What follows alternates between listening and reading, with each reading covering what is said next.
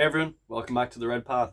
It's Dara here again today. We got another fresh episode of Delvarus is in the details, and we're continuing with our basing mini series where I show you folks how you can make some really cool looking bases that will help bring your miniatures into an interesting environment. It's got a fun one today. It's going to be a sort of like ruined manufactorum, sort of a steel kind of factory floor sort of atmosphere going on. So grab yourselves a brew and let's get into it.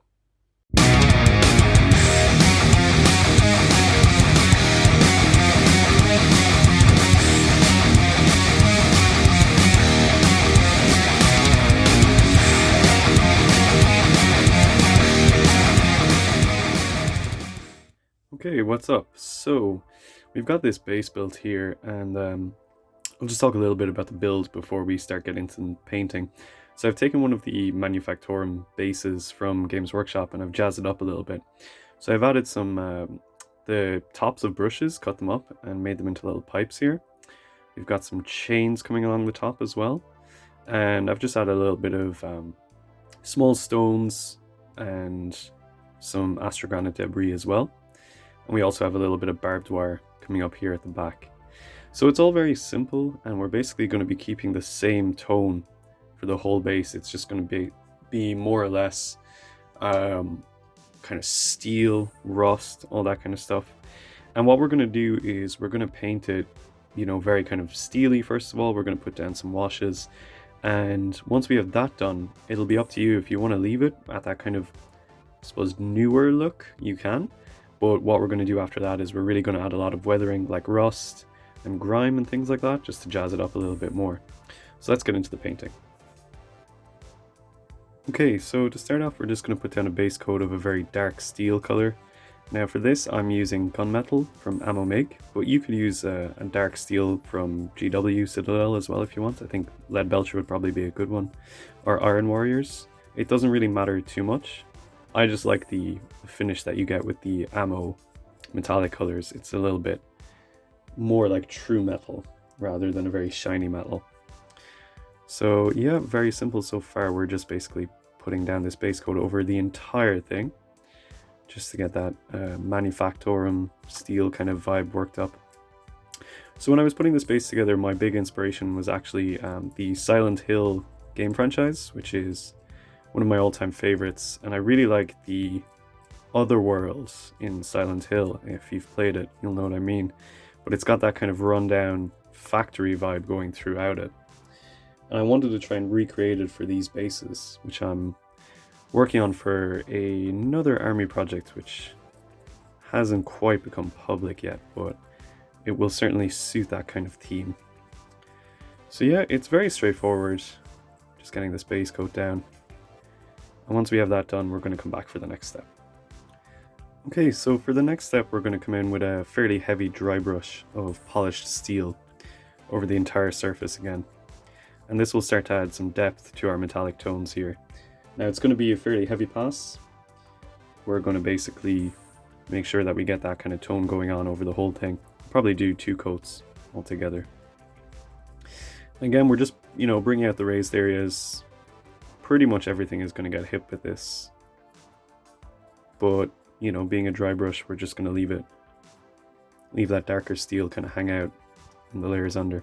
And again, you don't have to use Ammo Make paints for this. You can use whatever steel you're comfortable with using. Just I would say it's like a mid-tone steel is kind of where we're at right now. So yeah, nothing really complicated. This is a very easy tutorial to do if you want to try it yourself, and shouldn't be very hard to replicate at home, but it should give effective results quite fast. So we'll tune in once we have the second layer put down. Okay, so we're going in now with a lighter dry brush using steel from Ammo Make, and this is like a bright metallic tone. So I guess like Stormwall Silver, I think, would be the Citadel equivalent. And I'm a big fan of this steel paint. It's like a really bright metallic finish without being too glittery. Gives kind of like almost a very soft metallic sheen, if that makes sense. And we're just kind of not really selectively putting this on, but we're certainly avoiding the more recessed areas. Especially around like the pipes and stuff here, we're just working around the top. That kind of an idea. We'll give the barbed wire a little bit of a lick of that on the top, just to make that pop out too. And this is going to be basically the main tones for the base, to get that kind of factory kind of idea, I guess. And once that all cures out, we're going to start adding some washes in to bring some more depth to the overall piece. So we're going to do that next. Okay, so next up we're taking our good friend Null and Oil, and we're just going to kind of do a light wash over pretty much the entire base at this point. Now, if you're not intending to weather it too much, it might be better to do a heavier wash at this point. The reason we're doing a light wash now is because the enamel washes that we're going to do later on, they're really going to add all that dark kind of tint that we're looking for. But this wash here will kind of help lay down a foundation, and it'll give us an idea where we might start building up some other different types of effects as we go further along. It'll kind of inform you where the recessed areas are and where we need to be kind of pooling certain pigments, certain washes at later stages. But if you don't intend on doing that, a heavier wash now would be more beneficial, as that will kind of serve to shadow the whole thing quite nicely. Well, you know, it's a really simple step. We've all used Null and Oil. And we're just making sure to play around with the wash so it doesn't pool on any of these flatter surfaces, and kind of focusing it on those areas of debris and detritus where it'll flow in a more appealing way. So once we have that done, we're going to come back for the next step. Okay, so what we're going to do now is add a wash layer of Agrax Earthshade. That's going to kind of age the metal, give it a brown kind of corroded look. And basically just add a little bit of character. And again, this is all really just serving as a foundation in a lot of ways for the heavier duty kind of washes that we're going to add shortly, like streaking grime and things like that. And again, if you don't really feel like using it, just do a heavier wash of Agrax here, or maybe 2 thin washes to get that kind of aged, weathered look. You can see it's already adding a lot of character to this Factorum floor, and just kind of bringing it to life in interesting ways. Again, we're just making sure that it doesn't pool too much on any of the larger surfaces, and we're focusing the heavier kind of parts of the wash inside in these little holes here. And then just kind of bringing in a light layer over the top.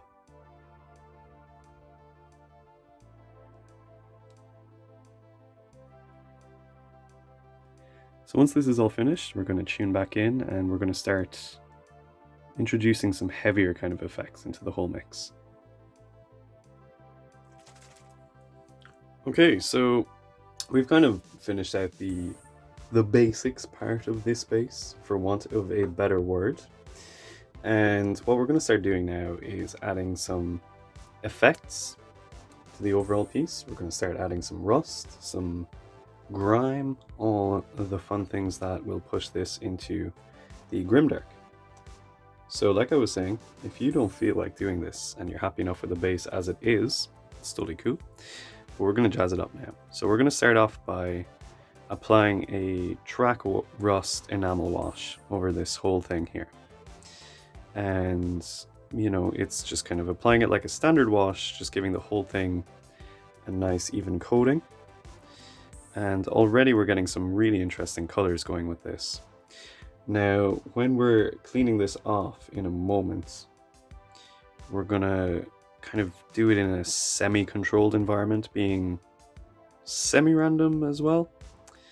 Because we don't want anything really too targeted at this point. We're just kind of adding this like aged look to the base. So we're going to get all that put down and we're going to give it a little bit of time to dry. Not too long because we don't want these enamels fully curing out. So once that's done, we're going to tune back for the next step.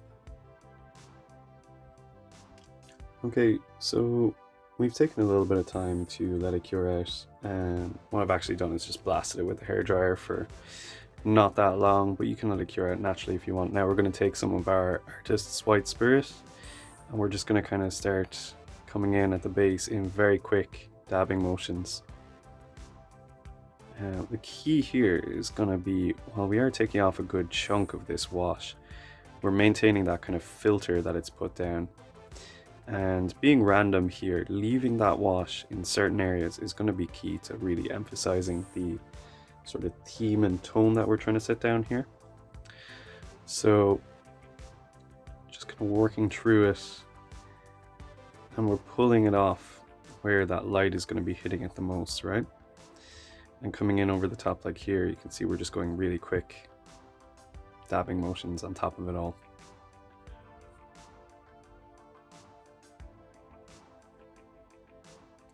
So it's nothing really too complicated. You can do as much or as little of this as you want. You can bring back as much of those metal tones as you desire to, or you can leave it really looking pretty gross. I'm bringing back a good bit because we're going to be working some more washes over this, and we don't want to fully lose the metal tones too early on.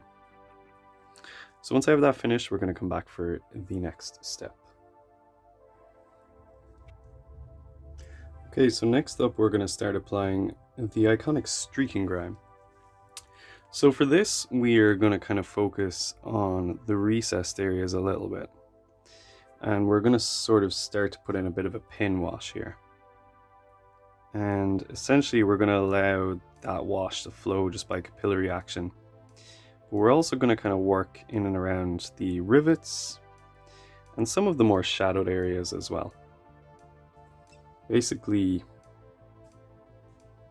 at this point, it's kind of really up to yourself how random you want to be. We have to have a little bit of control in our randomness, right? We can't go too crazy. So we're focusing on areas where rust and decay would naturally build up. Now, areas like that are essentially going to be zones of this base where water and other liquids would pool naturally over time. That's a really important aspect of actually doing convincing weathering and convincing rust, is having an understanding of where these effects would actually be generated from. And that's really the core part of rust, is knowing that it occurs when water builds up on a surface and corrodes the metal beneath it. So that's why we're kind of focusing on these areas here. Now, streaking grime is a little bit more forgiving in the sense that, like, you know, it's grime. It's not exactly rust as such, so it can build up in some other areas too. It's just muck. So we're kind of focusing in some random areas too, like these debris heaps. We're going to cast a little bit of shadow in and around the base of those too, and of course the fan. So we're just going to work over the whole thing and pencil that in. Let it cure out in the same way as before. I'm going to blast it with a hairdryer. And then we're going to come back for the cleanup. Okay, so that's all cured out now. And we're going back in with our artist's white spirits, and we're just taking up some of that streaking grime that was hanging out in the areas around the recesses. But we won't be going into the recesses and pulling it away from there. We want to kind of leave it in those spots. You can kind of see it's nicely framed now where we put it down.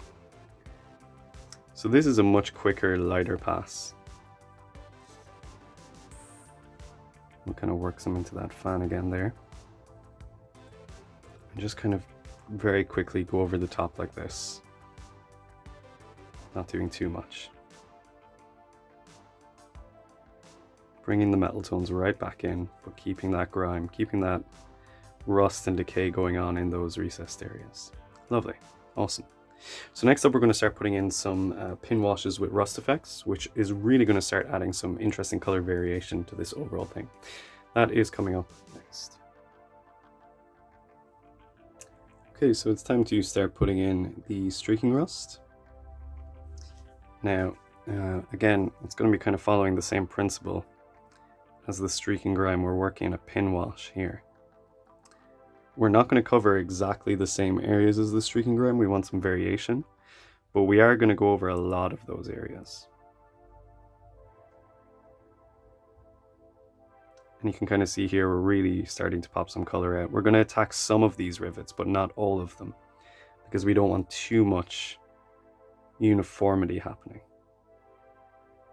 It's really up to you how much you limit or push this effect at this point. You can kind of say that for any of these weathering steps, really. It's how much you want to do yourself, how much you feel is right for the piece. And I would say that, like, don't go too crazy overboard on it, because you're going to start to lose the overall effect unless that desired effect is really to go with a completely rusted over, like, Nurgle base almost. And what we're going to do once this is put down is we're just going to let it cure out again. We're going to do the exact same cleanup process we did for the streaking grime. And then we're going to put in one more rust pin wash of a slightly different tone. It's the light rust wash. And that will really help to kind of highlight those rust effects. Make them pop out. These debris heaps are a good area to add that rust into. As you can see, it's adding a little bit of color variation and texture to that. Cool, so I'm going to clean that up off camera and then we'll come in for the final pin wash. Okay, so for our final highlight pin wash, we're going to be going with light rust. And here we're going to be very, very selective. We're just going to dot it in a couple of areas where we've already done a pass with that streaking rust and the streaking grime. And we're not going to go fully over any of those areas. We just want this as a pop out, you know, as a very kind of like recent rust sort of a atmosphere going on. Just being very, very selective with how we apply this, because it's a highlight. It's not meant to overtake any of those previous areas, just a highlight. Whoops, kind of gone a little bit too far there, but that's okay, that's okay. We can pull that out with some white spirit as well if we need to. It's the great part about any of these washes is if you go too hard, you can always pull it back with some white spirit. Just popping it in like that, and we're gonna do a little bit here on these slag heaps. Lovely, see the way it's flowing in there? Some lovely capillary action going on. Fantastic.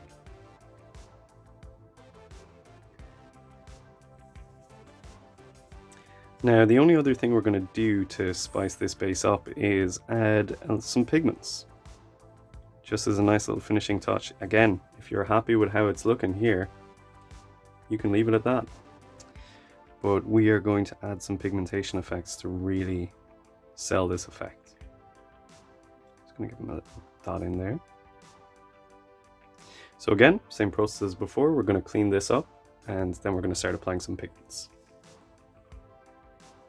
So we're on to the pigment stuff now, and for the pigments, we're not really going to do a crazy amount here. We're just going to kind of use them to accent the effects that we've already done.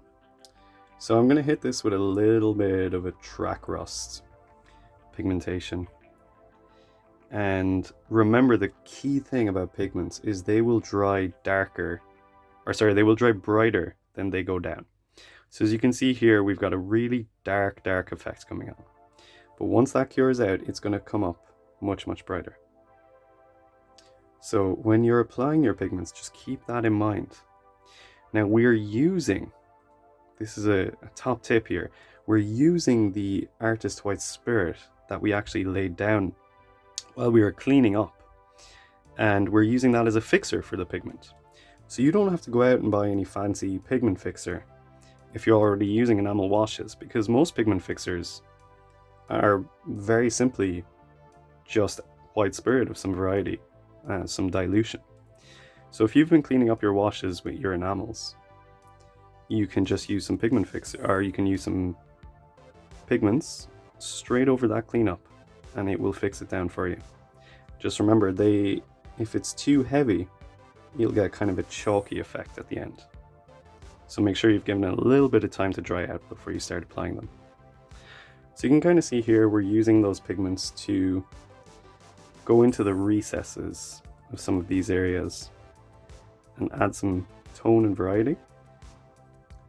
Now, when it comes to these, again, as much as you want to do, it's up to you. I'm probably going to add a couple more pigment tones, some lighter rusts after this, but we're not going to push it too far, because this is kind of the effect that we're looking for in the end. So it's going to take a little while for this to cure out and see if it's an effect that we like, and I'm going to take a look at it then again, and then we might apply some more pigments. So that is pretty much... Okay folks, apologies, my battery cut out there, but I actually have a model here where it kind of shows off that technique that we've just done this whole video on. So this isn't the same base that I painted up just now, but it's done with pretty much the exact same techniques, and this is kind of like the finished product, like how it's going to look once it's all put down and the pigments have finished curing out. So you get the idea that you can kind of start off by making a base that doesn't look that ruined or decayed, and then really push some interesting effects on it until you get to this kind of end result. So I hope it's been an interesting one to watch. You know, it's always fun to kind of make some different bases and experiment around with things. But that is going to be it from me for this one. So if you've enjoyed it, you know, leave a like, subscribe, all that usual good stuff. And we'll see you all in the next one. So until then, folks, you stay healthy, stay safe, and kill Member.